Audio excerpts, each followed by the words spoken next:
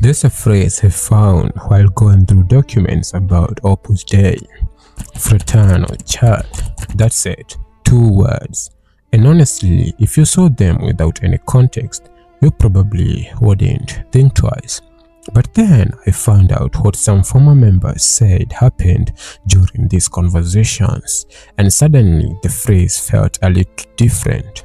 So I started digging.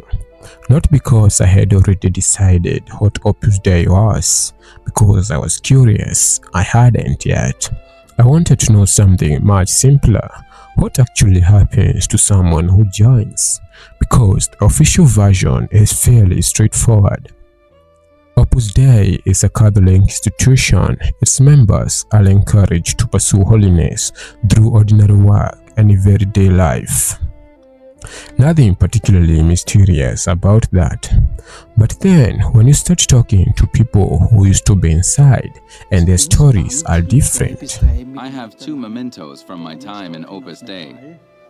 A Silas, this metal chain with 2 to 3 millimeter thick spikes. You wear it with the spikes digging into your thigh and sit on it for 2 hours every day to subdue one. A lot of these stories begin in the same place. A student residence. You are young. You've just started university. You need somewhere to live. And you find a residence with food, a room, a library, other students, people organizing activities. It doesn't look exactly like the beginning of a life-changing commitment, and that's important.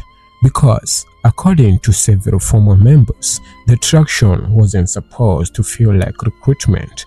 It felt like friendship. You meet people, you talk, you get invited to dinner. Maybe you start talking about religion. Someone takes an interest in you. Then another person does. And eventually, somebody suggests that you might have a vocation. I was told you can't call your family and you can't visit them. And we don't make long distance phone calls and we don't go visit them. So I was like, okay.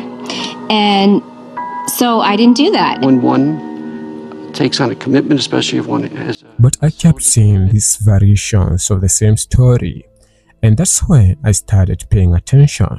See, if this was one person saying, this happened to me, that would be one thing, and it would be different.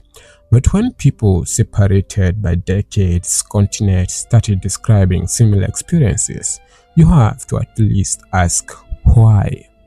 And this is where things get interesting or disturbing.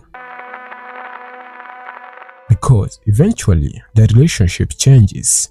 You are no longer just a student living in that residence.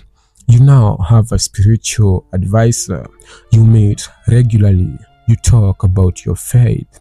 You talk about your problems, your decisions, your future.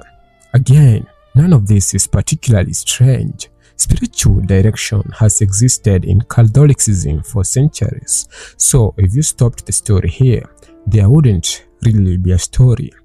But former members say the conversations could go much further. Like, who are you dating? What are you studying? How much time are you spending with your family?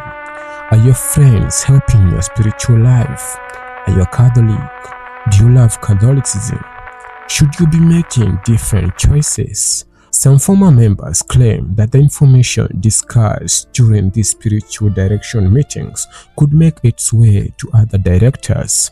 Not confession. That distinction matters. Opus Dei says spiritual direction is separate from confession and that the sacramental seal of confession is absolute. The organization also rejects the characterization of spiritual direction as an information pipeline. Of course, they were going to do that. Who agrees like that? No, nobody does that, really.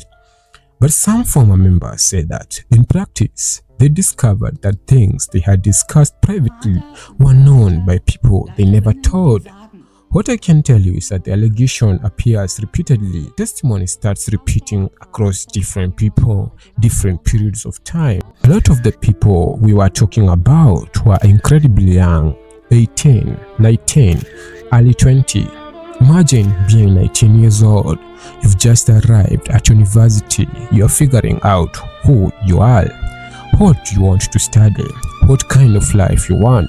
And suddenly, you are being asked to consider a commitment involving celibacy, communal life, obedience, and in some cases, turning over your income.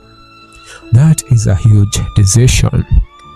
Opus Dei says these commitments are voluntary and they are stages of preparation before definitive incorporation. There are rules governing the process. There are procedures, they say, and those procedures have changed over time, as I have seen going through these documents.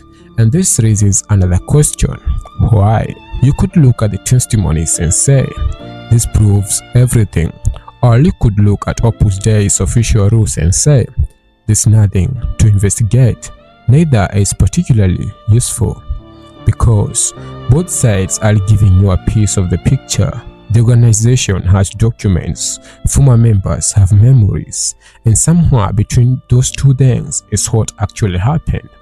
That's the part I'm interested in, because maybe those two things match, maybe they don't, and if they don't, we need to know why.